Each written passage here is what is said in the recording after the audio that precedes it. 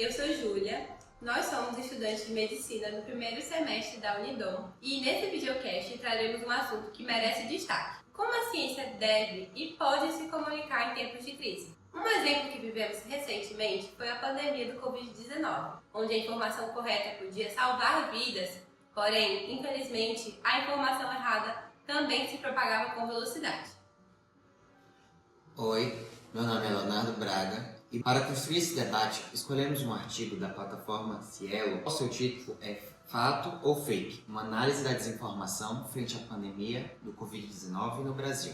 Escrita pela revista Ciência e Saúde Coletiva e nesse é baseado em um estudo empírico com abordagem quantitativa voltado para analisar a disseminação de fake news relacionadas à Covid-19. Os dados foram coletados a partir de um aplicativo chamado Eu Fiscalizo, que permite analisar os conteúdos inadequados nos meios de comunicação social. Meu nome é Bianca Isabelle e dando continuidade ao que eu estava falando, o artigo que nós escolhemos ele vai falar bastante sobre essa desinformação e as informações distorcidas e falsas que foram disseminadas. As mais comuns que nós podemos ver é como as pessoas acreditavam que as vacinas poderiam alterar o DNA, que as vacinas seriam maléficas para as pessoas, que iria piorar a sua situação e que também existiam teorias da conspiração de que o vírus foi criado em um laboratório, entre outras coisas. Tudo isso acarretou o descrédito das pessoas e a diminuição da taxa de vacinação em algumas regiões. Meu nome é Giovana Alencar e eu queria dizer que o que torna mais preocupante é que informações como essa circulam em WhatsApp, em redes sociais e outras plataformas digitais. E ainda muito preocupante é que estudos mostram que pesquisas científicas às vezes são deixadas de lado com mensagens que muitas vezes apelam mais para o lado da emoção do que da própria razão. Bom, meu nome é Cristine, eu sou estudante de Medicina da Unidom Pedro e diante da leitura dos artigos científicos e da discussão em grupo, nós resolvemos reunir todas essas informações em um videocast, com um conteúdo dinâmico, acessível, crítico, buscando levar a informação para as pessoas de maneira clara.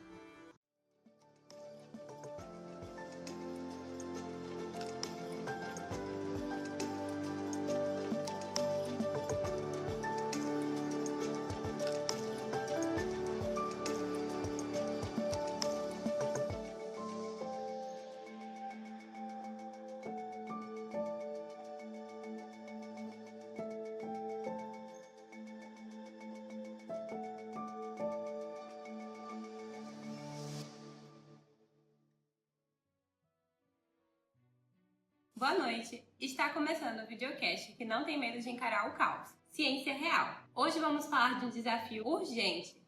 Como comunicar ciência em tempo de crise? E como a verdade às vezes perde feio pro tio do Zap. E para isso, precisamos de reforços. Né, Cris? Isso mesmo, Júlia. Bom, em tempos de crise como na pandemia, a ciência ela precisa correr para explicar o que está acontecendo. Só que o problema é que o WhatsApp ele corre mais rápido e desvia muita gente do caminho certo. E assim surgem teorias malucas, vacina com chip, tratamentos milagrosos, e a dúvida que se instala é, em quem confiar? Na Fiocruz ou no influenciador que faz stories no hospital com cloroquina na mão? E já que a ciência parece ter virado personagem de novela, a gente resolveu chamar alguém que entende sobre o assunto. Léo, conta pra gente o que realmente significa comunicar a ciência. Falar de ciência não é só usar palavras difíceis, é traduzir o conhecimento para que ele caiba no dia a dia das pessoas. Se a informação não chega clara, quem fala mais alto, até mesmo errado, acaba virando a referência. E não é só no Twitter não. A desinformação está no grupo das escolas, da família e principalmente aquele que busca maior proteção, as mães. Gel, mostra esse dossiê aí pra gente. Exatamente, Léo. O artigo que nós analisamos se encontra na revista Ciência e Saúde Coletiva, presente na Cielo, Caminhos para a Desinformação na Saúde durante a Covid-19.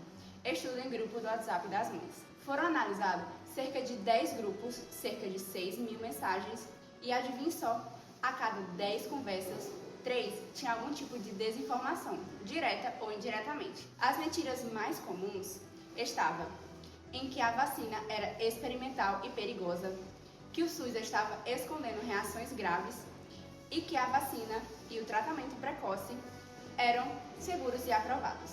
O que é mais preocupante é que essas mensagens vêm de pessoas próximas, amigos, pessoas da igreja, vizinhos, que querem apenas passar uma informação, o que torna isso uma maneira mais confiante, mas também aumenta o estrago. É isso, Gel. O estudo mostra que a desinformação circulava embrulhada em linguagem afetiva. E era sempre alguém dizendo, eu vi isso e achei importante compartilhar. E quem tentava desmentir era silenciado, era chamado de arrogante ou ignorado. O WhatsApp virou um campo de batalha entre emoção e evidência. As soluções? O estudo recomenda a formação em letramento digital, escuta ativa e diálogo com empatia. Ou seja, a ciência com a cara humana e ouvidos atentos.